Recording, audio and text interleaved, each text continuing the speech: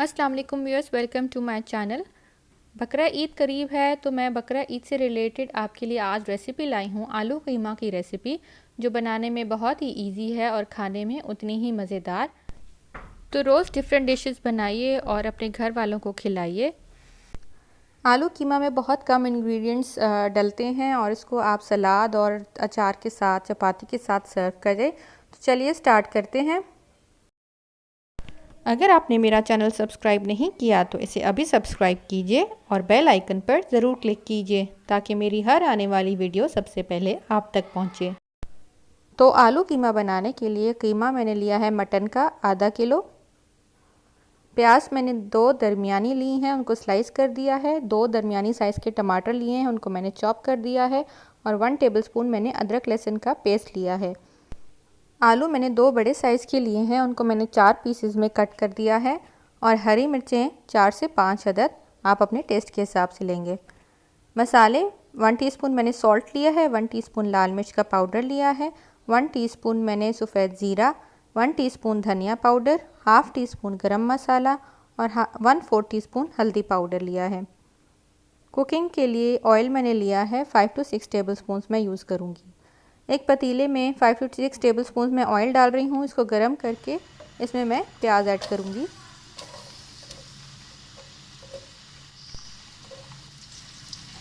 प्याज को मैं पकाऊंगी यहाँ तक कि इसका लाइट ब्राउन कलर या लाइट गोल्डन ब्राउन कलर होना शुरू हो जाए। हल्की सी पिंक होना शुरू हुई है, इसको हमने मुसलसल चम्मच चलाते रहना है और इसको हम और पकाएंगे।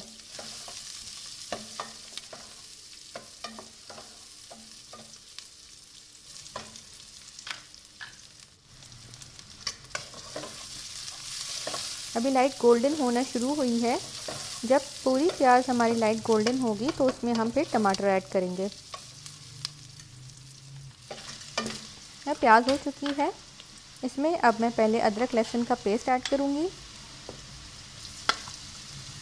और टमाटर ऐड करूँगी।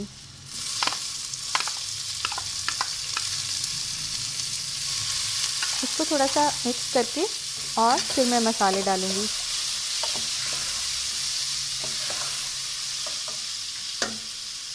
मिक्स कर दिया है, अब मैं इसमें मसाले डाल रही हूँ।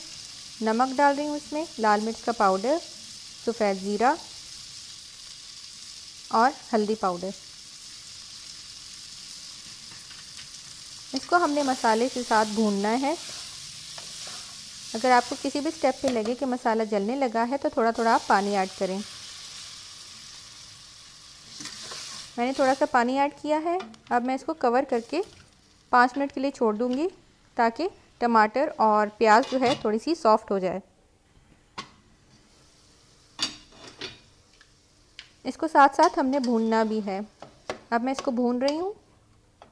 जब भूनने का जो मेरा तरीका होता है, मैं आपको अपना तरीका बताती हूँ। हर किसी का अपना तरीका होता है भूनने का। मैं इसको मिक्स करती जाती हूँ चम्मच से और उसी चम्मच से इसको हल्का हल्का सा मैश करती जाती हूँ। इससे क्या होता है कि एक फ़ाइन स्मूथ सा पेस्ट बन जाता है और बाद में जो भुनाई होती है उसमें हमें कम टाइम लगता है। तो इसको साथ साथ मैं चम्मच चलाती हूँ और चम्मच से मैश भी करती जाती हूँ। ये देखिए मसाला भुन चुका है। अब मैं इसमें कीमा डाल रही हूँ। कीमा डाल के हम इसको दोबारा से भूनेंगे ताकि कीमे की जो कच्चेपन की स्मेल होती है वो ख़त्म हो जाए।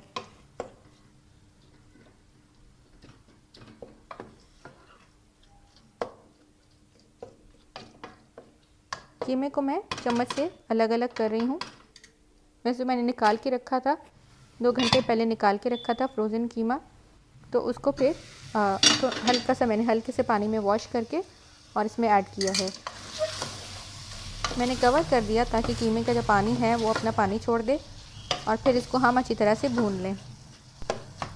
कीमे को हमने अच्छी तरह से भूनना है यहाँ तक कि इसका पानी भी खुश्क हो जाए। और इसको हमने मैं इसको जो भून रही हूँ 7 से 8 मिनट को अच्छी तरह से भून रही हूँ। उसके बाद मैं इसमें पानी ऐड करूँगी।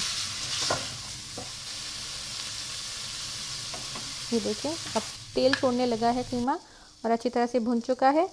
अब इसमें मैं 2 गिलास पानी ऐड कर रही हूँ। पानी ऐड करने के बाद थोड़ा मैं इसको मिक्स कर दूँगी। साइड से जो मसाला लगा हुआ है उसको उतार दूँगी ताकि वो जलने ना लगे। और इसमें मैं आलू ऐड कर दूँगी। इसको हमने कवर करके पकाना है यहाँ तक कि कीमा और आलू गल जाएं। बेसन मैंने लिया है 3 टेबलस्पून्स, इसको मैं भून रही हूँ। ये मैं डालूँगी कीमे में। इससे क्या होता है कि टेक्सचर जो इसमें ग्रेवी होती है उसके टेक्सचर बहुत अच्छा आता है। अगर आप ग्रेवी वाला कीमा खाते हैं या आपका कीमा आपको लगता है कि पानी छोड़ रहा है, पतला सा पानी साइड पे आ जाता है प्लेट में, वो अच्छा नहीं लगता। तो मैं बेसन भून के इसमें डालती हूँ तो बहुत अच्छा टेक्सचर आ जाता है कीमे का। ये देखें बेसन भून चुका है, कीमा और आलू गल चुके हैं।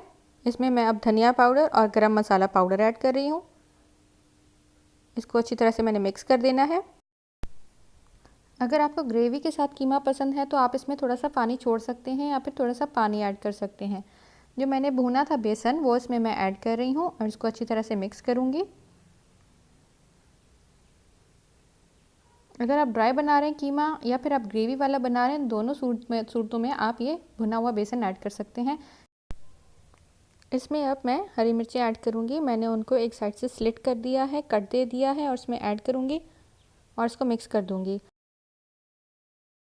ढक के मैंने 5 मिनट के लिए इसको बिल्कुल हल्की आंच पे, दम वाली आंच पे छोड़ देना है और इसको फिर हम डिश आउट करेंगे। तो कीमा तैयार हो चुका है, इसको मैंने डिश आउट कर दिया है, एक प्लेट में निकाला है और इसको सर्व किया है। थोड़ी सी मैंने स्लाइस्ड अनियन, बारीक कटी हुई प्याज डाली है, थोड़ी सी हरी मिर्चें, हरा धनिया और गरम मसाला छिड़क दिया है और इसको आप सर्व करें सलाद के साथ, थोड़े से अचार के साथ और गरम गरम रोटियां या चपातियां बना के आप इसके साथ सर्व करें तो ये बहुत ही ज़बरदस्त कॉम्बिनेशन है आलू कीमा के साथ। मेरी रेसिपी अगर आपको पसंद आई है तो इसे लाइक कीजिए, शेयर कीजिए। मेरा चैनल अगर आपने सब्सक्राइब नहीं किया तो इसे अभी सब्सक्राइब कीजिए। और अगर आप चाहते हैं कि मैं आपके लिए कोई आपकी रिक्वेस्ट पूरी करूं तो आप मुझे कमेंट्स में ज़रूर बताइए, तो इंशाल्लाह मैं ट्राई करूंगी। आप सबको एडवांस में ईद की खुशियां मुबारक। अल्लाह ताला हम सब की कुर्बानियाँ कबूल फ़रमाए। जो हज पे गए हैं अल्लाह ताला उनका हज कबूल फ़रमाए। और ये ख़ास दिन है, इनमें आप ज़्यादा से ज़्यादा दुआएं कीजिए, अपने मुल्क के लिए दुआएं कीजिए। अल्लाह ताला हमारे मुल्क पाकिस्तान को अपने हिफ्ज़ व अमान में रखे। Thank you for watching. अल्लाह हाफिज़।